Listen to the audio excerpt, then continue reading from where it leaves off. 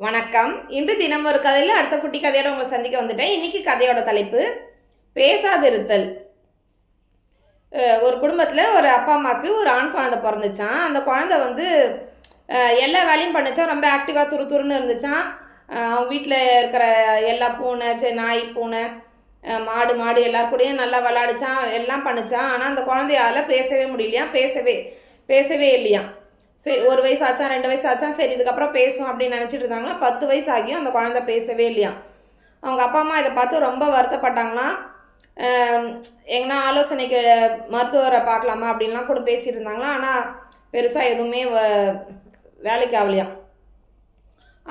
அதை வச்சு இவங்க அப்பாவுக்கும் அம்மாவுக்கும் வந்து சில சண்டை சச்சரவுகள்லாம் வந்துருந்தது போல். அந்த பையன் எதுவுமே பண்ணாமல் அப்படியே அவன் வேலையை பார்த்துக்கிட்டு விளையாடிட்டு இருந்தானான்.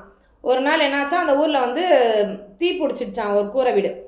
அதை பார்த்துட்டு தீ பிடிக்குது எல்லாரும் வாங்க வாங்கன்னு சொல்லிட்டு ஊர் மக்களை கூப்பிட்டு அந்த தீ அணைச்சி அந்த வீட்டை வந்து காப்பாற்றினாங்களாம். அப்போ அவங்க அப்பா அம்மாவுக்கு அவ்வளோ சந்தோஷமா, நீ ஏடா தம்பி பேசுன, நீ இப்படி பேசுவேன்னு தெரியாதே, ஏன் இவ்வளோ நாள் பேசாமல் இருந்த அப்படின்னு சொல்லி கேட்டாங்களாம். அதுக்கு அந்த பையன் சொன்னான்னா, எனக்கு பேச தெரியும், ஆனால் இவ்வளோ நாள் சொல்கிறதுக்கு எனக்கு எதுவுமே இல்லை, அவசியமே வரல எனக்கு பேசுறதுக்கு, அதனால தான் நான் இவ்வளோ நாள் பேசாமல் இருந்தேன், ஆனால் எனக்கு பேச தெரியும் அப்படின்னு சொல்லி சொன்னானான். அப்போ தான் அவங்க அப்பா அம்மாவோட தவறு புரிஞ்சுதான். ஏன்னா புள்ள முன்னாடி அவங்க வந்து சண்டை போட்டுட்டு இருந்தாங்களாம். பேசாமல் இருந்தால் எவ்வளோ நன்மையாக இருந்திருக்கும், இவன் வந்து தேவைக்கு பேசினா, அதனால் ஒரு ஆபத்துலேருந்து நம்ம வந்து அதை தடுத்தோம். நம்ம தேவையில்லாமல் பேசி நம்ம மாறி மாறி சண்டை தான் போட்டுட்ருக்கோம் இவ்வளோ நாளாக. அதுதான் அந்த பிள்ளைக்கு மனசு பாதிச்சு அவன் பேசாமே இருந்திருக்கான். இனிமேல் நம்ம அப்படி இருக்கக்கூடாது அப்படின்னு சொல்லிட்டு அவங்க பையன்கிட்ட மன்னிப்பு கேட்டாங்களாம் அப்பா அம்மா. அதுக்கப்புறம் எல்லாரும் சந்தோஷமாக இருந்தாங்களாம். இந்த கதையிலேருந்து நம்ம என்ன கற்றுக்குறோன்னா, நமக்கு ஒரு விஷயம் தெரியுது தெரியலன்றத நம்ம அந்த தெரிஞ்ச விஷயத்த நம்ம எப்படி அதை உபயோகப்படுத்துகிறோம், அது ஒருத்தவங்களுக்கு நன்மை அளிக்குதா தீமை அளிக்குதா அப்படின்றத நம்ம பார்த்து செயல்படணும்.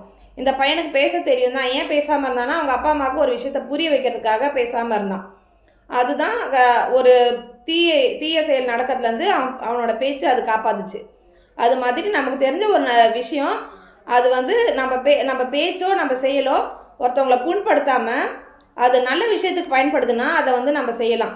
அது ஒருத்தவங்களை வந்து கஷ்டப்படுத்துது, பாதிக்குது, ஹர்ட் பண்ணுதுன்னா அதை நம்ம பேசாமல் இருக்கிறது ரொம்ப நல்லது. அதை தான் நம்ம இந்த கதையிலேருந்து எடுத்துக்கணும். நம்ம ஒரு விஷயம் பண்ணுறோன்னா அது ஒருத்தவங்களுக்கு பாதிப்பு இல்லாத வகையில் இருந்துச்சுன்னா அதை நம்ம மேற்கொண்டு பண்ணலாம். அது ஒருத்தவங்களை பாதிக்குதுன்னு தெரிஞ்சால் அந்த மாதிரி கடுமையாக பேசுகிறதோ இல்லை மற்றவங்களை கஷ்டப்படுத்துகிற மாதிரி நடந்துக்கிறதோ குறைச்சிக்கிறது நல்லது. அப்போ தான் நமக்கு நல்ல ஃப்ரெண்ட்ஸ், நல்ல ஃபேமிலி, நல்ல சூழ்நிலை எல்லாமே வந்து நமக்கு கிடைக்கப்பெறும். இந்த கதை உங்களுக்கு பிடிச்சிருக்குன்னு நினைக்கிறேன். நாளைக்கு இன்னொரு குட்டி கதையோட சந்திக்கிறேன். வாழ்க வளமுடன். நன்றி.